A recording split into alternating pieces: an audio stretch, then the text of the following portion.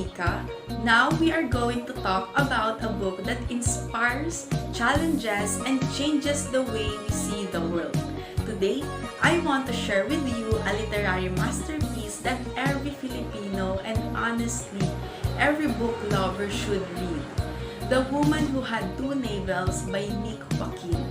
If you're into deep, thought-provoking stories that explore history, identity, and human struggles, then this book is definitely for you. So grab a cup of coffee and let's unravel its layers together.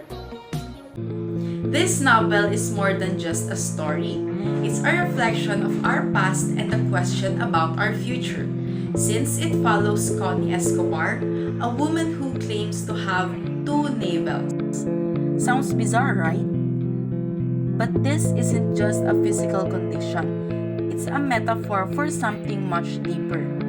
Connie represents people who are torn between two identities, unable to break from the past while struggling to define their future. The novel shifts between different characters, including Pepe Monson, a doctor in Hong Kong, and Connie's mother, Doña Concha, revealing a multi-layered narrative about family, history, and personal turmoil. What makes this book truly special is how it connects personal struggles with national identity. 𝙑𝙤𝙤𝙤 beautifully portrays how the Philippines, after centuries of colonial rule, faces the challenge of defining itself. And honestly, haven't we all felt lost or stuck between expectations at some point in our lives? This book makes you think about who you really are and how much of your past shapes your present. The book takes place in the post-war period, with scenes shifting between Manila and Hong Kong.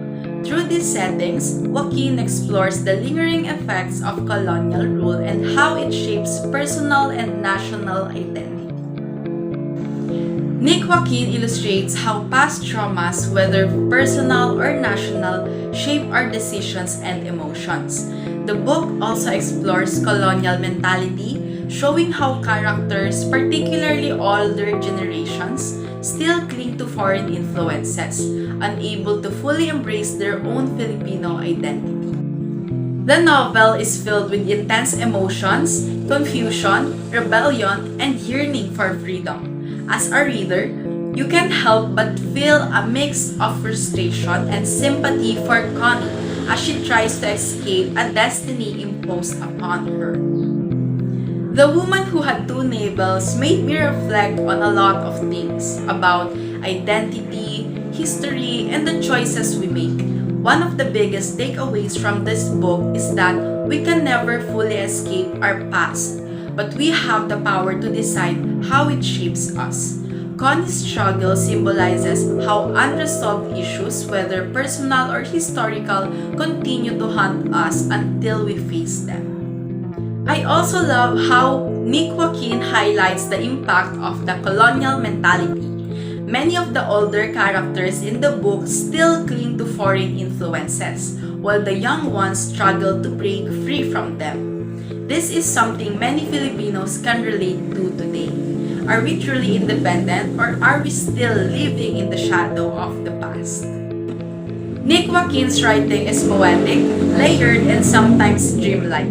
His use of rich, descriptive language makes the novel feel almost magical, even when dealing with real-world issues. He seamlessly blends history, folklore, and philosophy, making every page feel like a literary puzzle waiting to be solved.